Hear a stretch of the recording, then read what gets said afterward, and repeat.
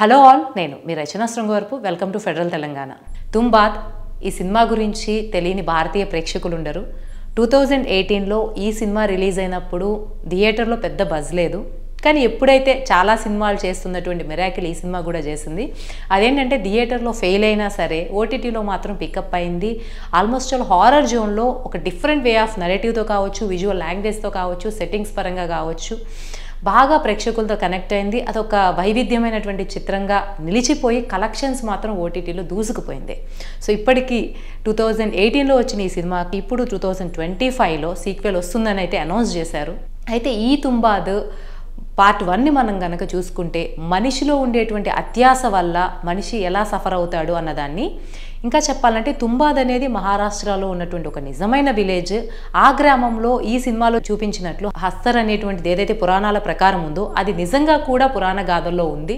So దీన్ని already ఉన్నటువంటి ప్రాంతం, నిజంగా ఉన్నటువంటి కట్టడాలు కావచ్చు, వీటన్నిటిని బేస్డ్గా ఈ హారర్ ఫిలిం తీయడం వల్ల చాలా న్యాచురల్గా జనాలు కనెక్ట్ అయ్యేలాగా సినిమా ఉంది.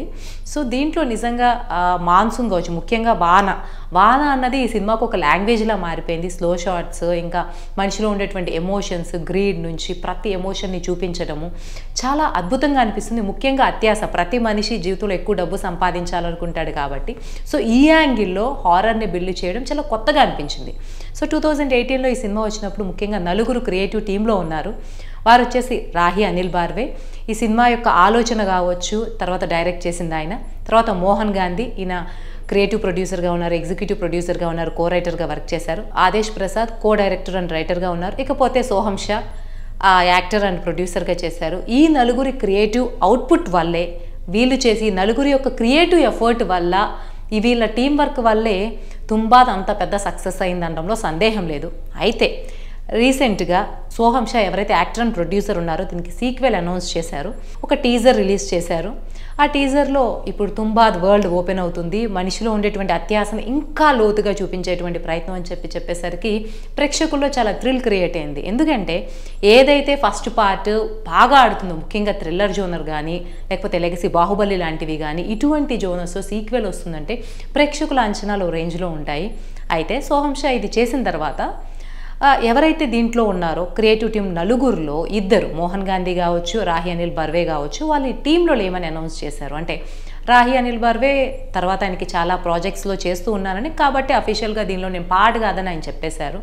అయితే సోహం షా కూడా ఆయన నెక్స్ట్ ప్రాజెక్ట్స్కి ఆల్ ద బెస్ట్ చెప్తూ ట్విట్టర్లో పోస్ట్ చేశారు. ఇకపోతే మోహన్ గాంధీ అయితే నేను ఈ ప్రాజెక్ట్లో పనిచేయట్లేదు, సో దీనికి సీక్వెల్ వస్తున్న క్రమంలో మేమందరం కలిసి చేసిన సినిమాలో మేము లేం కాబట్టి, ఇద్దరు లేరని అనౌన్స్ చేశారు కాబట్టి మేము లేం కాబట్టి దాంతో ఎమోషనల్గా కనెక్ట్ అవ్వడం మాకు కష్టమని చెప్పారు. చెప్పడానికి సోహం షా మాత్రం ఈ సినిమా చాలా గొప్పగా ఉంటుంది, వీళ్ళందరూ వేరే ప్రాజెక్ట్స్లో బిజీగా ఉండడం వల్ల కలవలేదు చేస్తున్నామని చెప్తున్నప్పటికీ ప్రేక్షకుల్లో మాత్రం ఈ కన్ఫ్యూజన్ అయితే ఇప్పుడు నెలకొంది. అదేంటంటే ఎవరైతే దీనికి ఫస్ట్ థాట్ తీసుకొచ్చి దీన్ని రైటింగ్ రూపంలో, డైరెక్షన్లో ప్రజెంట్ చేశారో వాళ్ళు ఇద్దరు ముఖ్య వ్యక్తులు దీంట్లో లేనప్పుడు ఎగ్జిట్ అవుతున్నామని అనౌన్స్ చేశారు. ఒకరైతే మేము ఎమోషనల్గా దీంతో కనెక్ట్ అవ్వలేమని కూడా చెప్పారు. సో ఇది జస్ట్ తుంబాద్ అన్న పేరుని వాడుకుని దాని ప్రొడక్షన్ వాల్యూతో రాబోయే సినిమా అవుతుందా, లేకపోతే తుంబాద్ వల్లనే స్టోరీ డ్రివెన్గా, సెట్టింగ్ పరంగా ఒక కొత్త విజువల్ ఆర్ట్ స్టైల్లో రాబోతుందా అన్న కన్ఫ్యూజన్ అయితే ఉంది.